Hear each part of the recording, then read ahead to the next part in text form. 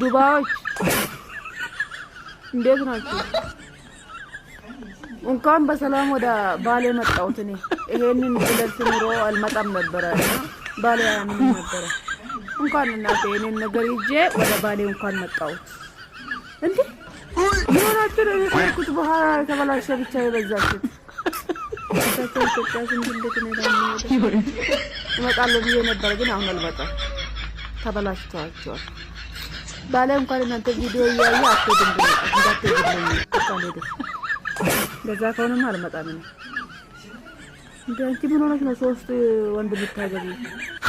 አኩም ከነ ኢንስታግራም ኮ ፎሎ ጎቹ እንደገቲና ገረ ቪዲዮ ቆተስ እንደወርሳ ቱርቲ ጋሪ ጋኩሞ ቤከሙ ኩን የሮ ሁንዱማ rakkoo shamarranii qofadha jennee yaaduu dandeenya. haa ta'u malee rakkoo dhiiraas ta'uu danda'a. Yeroo hundumaa sammuu keenya keessatti wanta uumuu dandeenyudha jechuudha. Fakkeenyaaf jaalalleewwan lamaan yookiin immoo dhiirri tokkoof shamarran tokko yeroo isin bukkee darbanitti akka carraa ta'ee dhiirri sun bareedaa ta'uu danda'a yookiin shamarran sun nama ijatti hawwattu ta'uu dandeessi.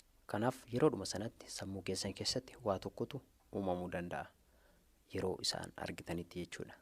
maal saa jaalatteeti kun hin bareedu, hojjaan qabu yookiin immoo bifa hin qabu jechuu dandeessu. Yookiin immoo inni maal ishee jaalatteeti kun hin bareedu, bifa hin qabdu yookiin furduudha yookiin qalloodha jechuu dandeessu jechaadha. Kun immoo yaada duubatti hafaa yookiin immoo yaada gadi bu'aa isa jedhamee waamamudha jechuudha. Kanaaf wantoonni akkasii kun sammuu keessan keessaa wantoota baduu qabanidha yookiin immoo daftanii wantoota balleessuu qabdanidha. Maaliif yaanni akkasii yeroo hundumaa sammuu namaa keessatti guddachuu danda'a yookiin immoo dagaaguu danda'a jechuudha. Gaafa dagaage gaafa babal'ate kan kana caalutti nama deemsisuu danda'a jechuudha. Kanaaf kun immoo gaafa guddatu sammuu namaa keessatti hiriyyaa ishee tokko wajjin gaafa wal jaalattu shamarran tokko namni kun na goyyoomsa moo maal koolaalee na jaalate, maal qabdi jedheeti kan inni na jaalate, callisii mana jaalate moo maal qabdi jedheeti yookiin maal narraa barbaadeeti kan jedhu shakkii akkanaa kana keessa galaa dhufu jechuudha. Maaliif yaanni kaleessaa sun keessa isaaniitti waan dagaageef. Akkuma dursee isinitti hime dhiirri suniif shamarran sun gaafa waliin deeman maal saalaaltee jaalatte yookiin immoo maal ishee ilaalee jaalateera kana jettanii waan yeroo sana yaaddaniif amma gaafa gara keessanitti dhufu maal koo ilaalee na jaalate, maal qabdi jedhee na jaalate moo maal barbaadee na jaalate isa jedhu shakkii wal shakkuu keessa si galchaa dhufa jechuudha. Kanaaf karaa tokkoon yaaduun ni danda'ama. Dhiirri sun yookiin bifa dhabe malee amala qabaachuu danda'a. Shamarran sun hojjaa dhabde yookiin immoo bifa dhabde malee amala qabaachuu dandeessi. Namni immoo bifa qofa miti kan inni ilaalu, amalli hojiin harkaa, dandeettiin, ogummaan garaagaraa jiraachuu danda'a. Shamarroonni qalbii dhiiraa kan hawwatan waa hedduun jiraachuu danda'a. Yaaduun isaan irraan kan ka'e, gocha isaan gochuun irraan kan ka'e jiraachuu isaanii qofa otoo hin taane wantoonni isaan godhan, wantoonni dhiira gammachiisan waan hedduun jiraachuu ni danda'u jechuudha. Sababa kanarraan ka'e dhiirri bareedaan sun shamarran hin bareedne sana jaalachuu danda'eera. Kanaaf maal ishee ilaalee jaalate, ishee wajjin wal kompeeriin godhu yookiin immoo ishee wajjin waliin gitu jettanii yaada akkasii kana sammuu keessan keessatti yaaduu hin qabdanii jechuudha. Kanaaf gaafa gara kan keetti deebitu jaalalleen koo kun maal koo ilaalee na jaalate jechuu dandeessa. Bifa si caaluu danda'a, barnootaan si caaluu danda'a, waa hedduudhaan si caaluu danda'a. Yeroo sanatti dhiirri kun waan tokko qofa ilaalee wanta ati isa gammachiifte sanatti gammadee si jaalachuu danda'a. Yeroo sana isa kaleessa haasofte sana si keessatti waan guddachaa dhufeef maal koo ilaalee na jaalate yookiin na goyyoomsa malee jettee waan akkasii kana yaaduun matumaa barbaachisaa miti jechuudha. Kana gochuun keessan immoo dhiibbaa inni uumu gadaantummaa isinitti dhagahama. Gadaantummaan sun gaafa isinitti dhagahamu daangaa malee nama sanaaf gochuu yookiin immoo daangaa malee nama sana jaallachuu fi nama sana kunuunsuu irratti wantoota dhabdan yookiin immoo wantoota miidhamtan ni jiraachuu danda'a jechuudha. Ati akka yaaddutti miti namni sun kan inni si jaalate yookiin ati waan waaqayyoon sodaattuuf, waan uumaa kee sodaattuuf ta'uu danda'a yookiin immoo waan ati amala qabaattuuf ta'uu danda'a. Ogummaa dandeettii garaagaraa qabaattee ta'uu danda'a yookiin immoo callisee mayyuu waanuma isatti tolteef si jaalachuu danda'a. Namni hundi wanta bareedu jaalata qofa otoo hin taane namoonni bareedanii namoota hin hawwanne ni jiru jechuudha. Namni naatu hin qabne, namoonni mootummaa hin bareedin funyaan isaanii jajallateeyyuu haa ta'uyyuu malee namoonni qalbii namaa hawwatan ni jiraachuu danda'u jechuudha. Kanaaf namni sun maaliif akkas jaalate ofiisaayyuu beeka. haa ta'uyyuu malee ani isa wajjin waliin gitu namni kun anaaf nama malu miti jettee daangaa malee gaafa isaadhaaf gootu jaalalli kee sun gadaantummaan sitti dhagahamaa dhufa. Yeroo sana ilaalcha inni qabus gadi siif bu'aa dhufa jechuudha.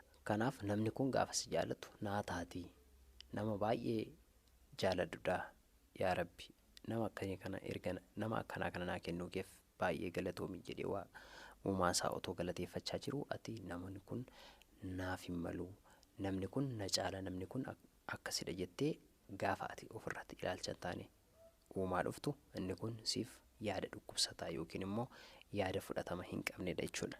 Kanaaf jaalalli bareedaadha bareedduu miti qalloodha furdaadha bifa qaba bifa hin qabu jedhamee wanta madaalamu miti. Jaalalli fiduuti akka tasaati kan namatti dhufu namni tokko nama ilaalchisaa akkuma garagara ta'e jaalallis kan isa qabu haala garagaraan ta'uu ni danda'a jechaadha. Kanaaf kennaan namaa garagara waan ta'eef ilaalcha akkasii kana of keessaa balleessuu qabdu jechuudha.